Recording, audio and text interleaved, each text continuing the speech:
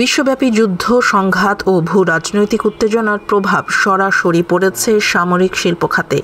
SIPRI এর নতুন প্রতিবেদনে বলা হয়েছে, শীর্ষ 100 অস্ত্র ও সামরিক প্রস্তুতকারক কোম্পানি 2024 সালে মোট $678 বিলিয়ন আয় করেছে, যা আগের বছরের তুলনায় 5.9% বেশি। গাজা ও ইউক্রেন যুদ্ধের কারণে অস্ত্র কেনাবেচা ও সামরিক ব্যয় উল্লেখযোগ্যভাবে বেড়েছে।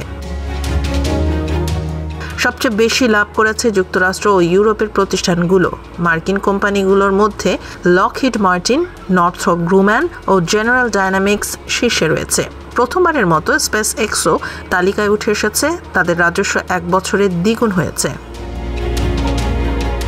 ইউরোপেও দ্রুত বৃদ্ধি দেখা গেছে, বিশেষ করে চেকোস্লোভাক গ্রুপ, যারা ইউক্রেনের জন্য গোলা বারুদ সরবরাহ করে প্রায় 193% প্রবৃদ্ধি অর্জন করেছে। অন্যদিকে চীনের কয়েকটি বড় কোম্পানির আয় কমেছে, তবে জাপান ও দক্ষিণ কোরিয়ার বিক্রি উল্লেখযোগ্যভাবে বেড়েছে আঞ্চলিক উত্তেজনার কারণে।